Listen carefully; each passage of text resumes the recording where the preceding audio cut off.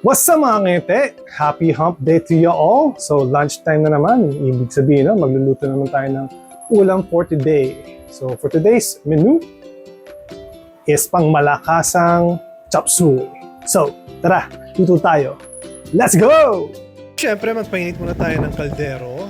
Ayan. Share ko na din yung maliit na cooking hack para sa mga hindi pa nakakaalam. Para maging non-stick ang inyong stainless cookware. Check nyo lang, patakan nyo lang ng tubig. Pag nagbe-beads na siya katulad kanina, ayan, pwede na yan. Good as non-stick na yan. So, lagyan na tayong mantika, panggisa. Siyempre. So, ano pa ba? Igisa na natin ang trifecta ng panggisa. Siyempre, sibuyas, bawang at kamatis. So, ako lagi ko inuuna yung sibuyas. Pero, option nyo din naman yun kung ano gusto nyo unahin. Garlic or onions or garlic. It's your choice. Your music. At habang ginigisa ko yung ating mga panggisa, ating aromatics, gusto ko lang i-share na kaya chop suey ang naisipan kong lutuin today is because napaka makasalanan ng ulam namin kahapon. Paksiw na pata ni Erpat. Sarap eh. So, babawi tayo ngayon ng gulay, syempre. Ayan, so nilagay ko na ang kamatis. Syempre, papalambutin natin yan. At para lumambot yan, syempre, pipisa-pisain natin yan. Yan, ganyan. Alright.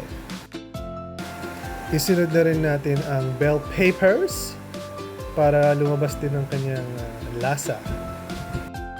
After magisa ng mga aromatics, ilalagay ko na ang pork liempo cut into small cubes na panggisa. Yan, halu-haluin lang natin yan. And syempre, lalagyan din natin yan ng pampalasa niya. Siyempre, isang sandok ng patis as always. Ayan.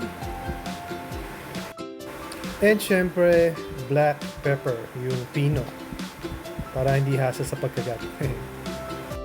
Siyempre, sasangkotsain natin yan para mag-combine lahat ng lasa at pumasok at munot sa meat yung flavors. Alright. And isusunod ko yung aking pang malakasang sangkap para sa ating delicacy for today.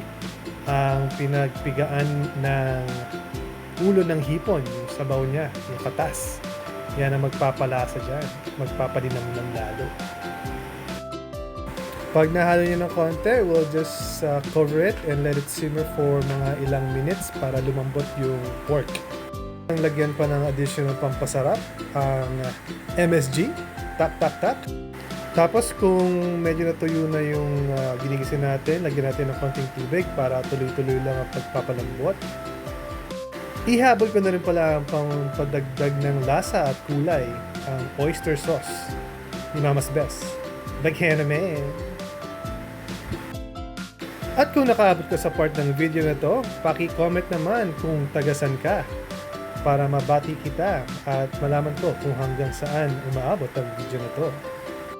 So after pa ng konting halo-halo, takpan na natin siya and let it simmer para mas lumambot pa yung baboy. At pag lumambot na yung baboy, sasama ko na yung mga gulay isa-isa. Una ang carrots. Then isusunod ko ang broccoli. Kasi wala akong nakitang cauliflowers, pero healthy din naman yan. So yan ang ating choice for today. At ang susunod na gulay na ilalagay ko ay sayote. Hindi sakin, hindi sayo, sayote. Yan, halu-haluin lang natin yan. And then, takpan natin hanggang lumambot. And then, isunod na natin ang Baguio beans. Alright. Pag lumambot ng Baguio beans, isunod na natin ang repolyo. Uy, mukhang aapaw ah. Hindi. Kasya yan. Ako pa. Mansyado ko yan, boy. Let's go! So, medyo puno na yung kaldero, no? So, ang technique ko dyan, tatakpan ko muna para lumambot. Tsaka ko siya haluin. Ayan. Pag malambot na yung repolyo, so, unti-unti ko siyang haluin para mag-incorporate lahat ng mga ingredients.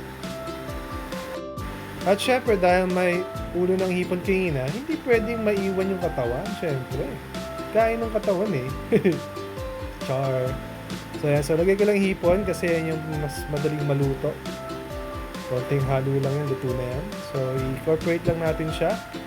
Ngayon, if tinikman nyo siya at natatabangan pa kayo, pwede nyo siyang timplahan pa rin ng asin o patis. Or kung gusto pang dagdagan ng konting spice, dagdagan nyo pa ng black pepper. So yun, halu-haluin lang natin yan hanggang ma-incorporate sila ng husto. Tapos, para lumapot yung sabaw niya ng konti, lagyan natin siya ng slurry. So, mix lang to ng cornstarch and water. So, siguro mga 1 part cornstarch, then 2 to 3 parts of water. Ayan. Tapos, haluin lang natin siya para sumama yung slurry natin at lumapot ng konti yung sabaw. Magkaroon ng konting sauce. Yeah!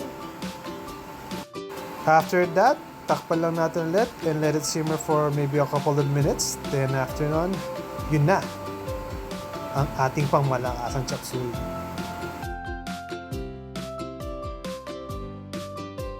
After a couple of minutes, ta-da! There you go! Ang ating pangmalakasang chop suey by Jaylee, the chef.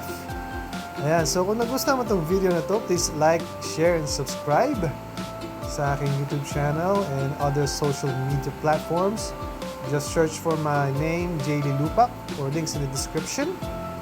At huwag mo na rin kalimutan mag-comment kung ano yung gusto mong sunod kong lutuin next time or kung anong video ang gusto mong gamitin ko.